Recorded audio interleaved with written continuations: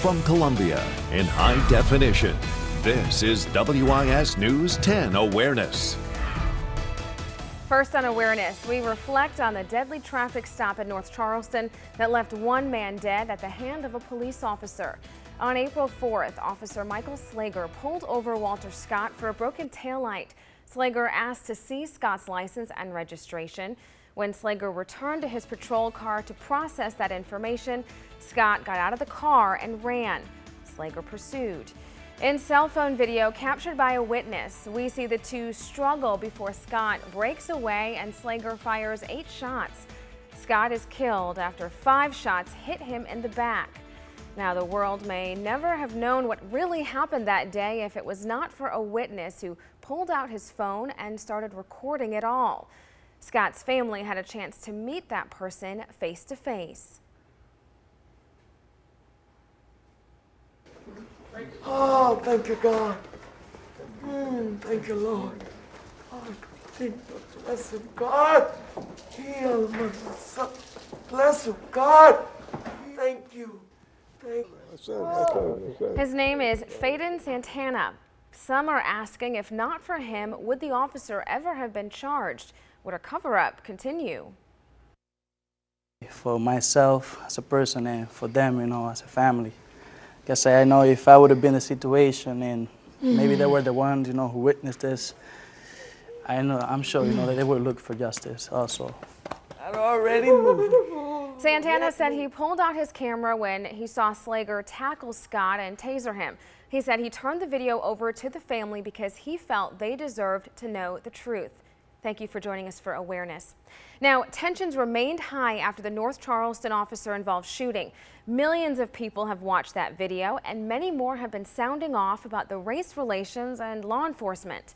A young African-American man right here in the Midlands recently had a run-in with police. He posted a video on Facebook detailing his traffic stop. Usually I don't do these kind of videos, but I felt like this one was necessary.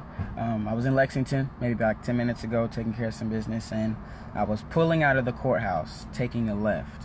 And the lane was filled up with traffic, but the turning lane that was a few feet up ahead of me was free. So I made my left turn and I proceeded through the median until I got to the turning lane. An officer pulls up behind me, throws on his lights. After understanding that he was there for me, I pulled off to the side, and he came up and he said, "Hey, how you doing? Yada yada yada." So the reason I pulled you over is for improper use of the median. He told me what I did, asked for my license and my registration. I gave that to him. He left for a while. Now I will say that while he was gone, and while he was with me, I made sure my hands were on the steering wheel. I made sure to speak very politely, as I always do. I did what he told me to do. I handed me information, and I sat there and I waited, and I turned my music down. A few minutes later, the guy comes back, hands me my stuff, and he explains, the median needs to be open for emergency vehicles, blah, blah, blah, blah. I was in the wrong. I didn't realize it. I just did it out of habit. He gave me a warning, and I was about my way. Now, the point of this is to say that I am an African-American male. This gentleman was Caucasian. There were no problems. He did his job. I did what I was supposed to do, and that was it. I feel like people need to understand that not all officers are crooked. Not all officers are racist, bad people, and not all people who get shot or tased or arrested by officers are innocent victims. Just because you're black doesn't mean you're a victim. Just because you're white doesn't mean you're a racist. Just because you're a cop doesn't mean you're a bad person. This world really needs to stop putting labels on people and things and see them as who they are. People doing jobs, doing things. Ignorance has no color. God doesn't see color. Why should we? His video has gone viral. Will Stack joins us now. Will, thank you for being with us this morning. Oh, thank you for having me. Why did you feel the need to record that video? There was a lot of negativity in the media, a lot of bad things going on, especially between African Americans and police officers.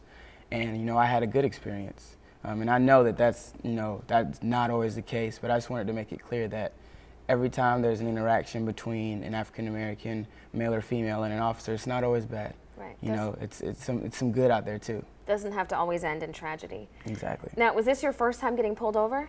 No, I've been pulled over before. I've had tickets before. I mean, this is my first time in a couple of years being pulled over. But no, it wasn't my first time. You kind of detail in your video your behavior, your action. You had your hands on the steering wheel. Is that how you were taught to act? Is that how you just instinctively knew how to act? I think it's a little bit of both. You know, I was taught, you know, if you're pulled over by an officer, you know, go above and beyond, go out of your way to make sure that you let that officer know you're not a threat, you know, you're doing what you're supposed to be doing.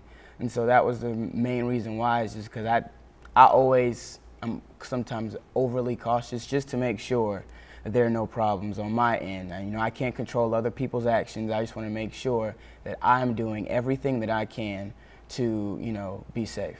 So for you, compliance, that was your first and only priority at that time when you got pulled over? Doing what you were told? Yes, because I mean, when you get pulled over, you know, to me, you know, it's not going to help. You know, even if you don't feel like you did anything wrong, you're there now. You can't change it. You know, the best thing to do is just do what you have to do, take the ticket, take the warning, and move on. And this happened just a few days after the North Charleston incident. So did that scenario run through your mind at all? At the time, no. Of course I had seen it. I had seen the first video that surfaced of just the shooting. And so, but in the moment, it wasn't really on my mind like, oh my gosh, is that going to happen to me? Mm-hmm. Because in my mind, that officer, in my opinion, was wrong for what he did. But this is a completely different officer. I don't know this man from Adam. And, you know, he might mean me ill will, or he might just be a man doing his job. I'm not going to jump to conclusions. I'm just going to wait for him to come to the window and see what happens and take it as it comes. Right, because as you said, you can only control your actions and your behavior. Exactly. So when you posted that video, was it sort of in direct response to all the negativity from the North Charleston incident? No, not really. For me, it wasn't in response to anything. If anything, it was just in response to all the negative that was going on in the media as a whole. You know, not saying one thing or another, not taking a view or a stance on anything. It was just trying to put some positivity out there and let people know that there are good people out there, there are good officers out there. Right. We'll have more with Will in just a minute. Still to come on Awareness. It all falls back to my training, though, and how I treat people. I'm going to treat somebody how I want to be treated. Hear from the officer who pulled over Will Stack, why he says he follows the golden rule. The video has sparked conversation and debate on the relationship between the community and law enforcement. As Jack Kinsey reports, tens of millions of people around the world have listened to Will's spontaneous thoughts on the need for courtesy, mutual respect, and an end to stereotyping. To suffice it to say, it's been crazy. When we last spoke to Will Stack, the video he'd shot on his cell phone after getting pulled over by a Lexington cop had just started to make a stir. Maybe a couple 100,000 views. Pretty good for most things you might see on the internet, but not quite a phenomenon. Well, now it is. Seen around the world by more than 91 million people and still climbing. I think it was Saturday night. I got a message from someone that said, hey, I just want to let you know your video is over here in Japan and it's going viral. I was like, that's awesome. And I said, yeah, my friend from Guam was the one who shared it, and that's how I found it. And I've had, you know, people from Africa say, you know, in the wake of everything that's happened, the positivity is great. All the result of an otherwise routine traffic stop in downtown Lexington. Patrolman Daniel Smith pulling Stack over after spotting him driving up the median to get through heavy traffic.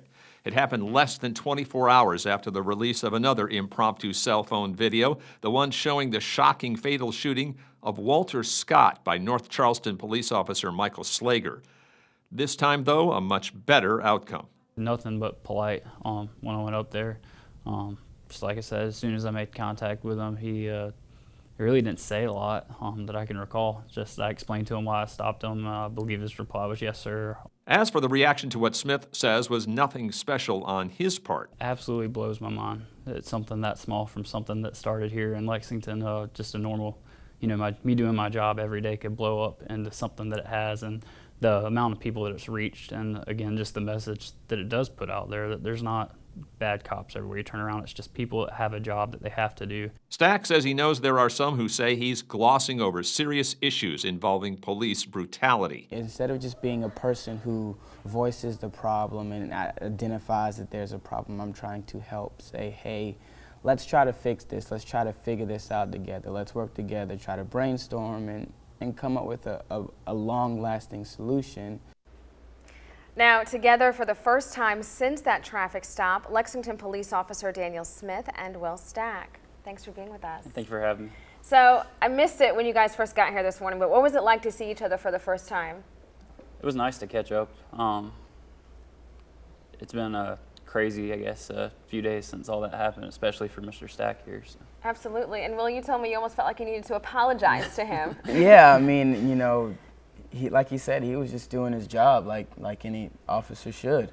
And, you know, I was just making a video that I thought was just going to get a few hits between my friends, and never did I expect this. So. Tens of millions of hits around the world. So, Officer Smith, what is your response to that? Did you remember Will? Yeah, like I said, it's crazy that, like I said, it could blow up that much. I think it was great timing, obviously, for somebody to put out a positive message. So. Right. Now, you have a very tough job. When you pull someone over, you don't know what you're going to get. You don't know what's going to happen on both sides of it. So when you are conducting a traffic stop, how do you conduct yourself? What is your rule of thumb that maybe you live by or you follow? From the law enforcement side of it, traffic stops are one of the most dangerous things that an officer can do. You never know who you're going to be dealing with, whether this person's a convicted murderer, whether it's just a nice lady or a nice man out about their day that made a minor mistake. You never know what's going to happen when you approach that car. So safety is obviously our #1 concern. In Mr. Stack's case, he did an awesome job from the law enforcement side of it. He left his hands where we could see him, because obviously that's one of the first things we're looking for. We want to make sure this person doesn't have any type of weapon, that their intention is not to harm us, because just like he explained, he didn't know me. I've never met him as well when we make that initial contact. So it's just obviously you're always going to be looking for the hands, what they're doing, what kind of movements they're making when you activate your blue lights and stuff along those same lines. Do you tend to get resistance during your traffic It's happened, but typically, hopefully no. I mean, the goal is always no, but I mean, there's always going to be those few cases that it does happen. Right. And talk to me a little bit more about what you mentioned in that interview in Jack's story about treating people the way that you want to be treated. You don't see yourself on a higher pedestal from these people you're pulling over. No, I mean, yes, I wear a uniform and a badge, but when it all comes down to it, I'm the same as these people I'm stopping. We're all human beings, just like Mr. Stack said. I'm not immune from getting pulled over myself when I'm off if something happens. I want to treat somebody how I would want that officer to be treating me when he made contact with me. And again, that's the way I've been trained at the police department. And again, the way I was raised, you treat people how you want to be treated. It kind of comes down to the basics. Right.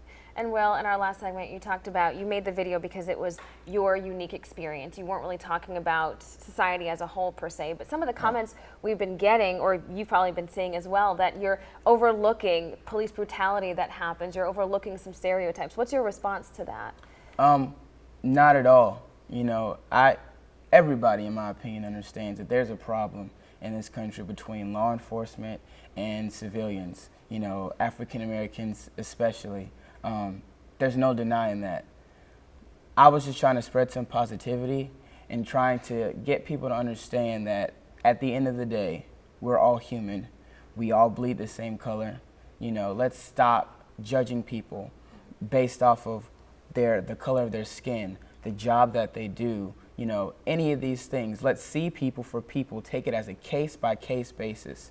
Yes, there are a lot of social injustices and there are a lot of things that happen between, you know, law enforcement and civilians, but there's a lot of good. There are a lot of things that happen as they should, and I just wanted to, you know, put that out there, that there's positivity there. Officer Smith, finally, your overall reaction to this viral video and to this message from Will? Just like I said, this absolutely blows my mind that something, I guess, small that happened here in Lexington could blow up to what it has to something even, I mean, across the United States, but across the world even. People have viewed and watched this video. And is this a sentiment that you would like more people to listen to at least? Of course. You know, it makes, from the law enforcement side of things, it makes our job easier. And just, Mr. Stack said it time and time again, it just comes down to respect on both halves. mutual respect. Yes, sir. All right, Officer Smith, Will Stack, thank you so much for being with us. Thanks for Thank you. having me.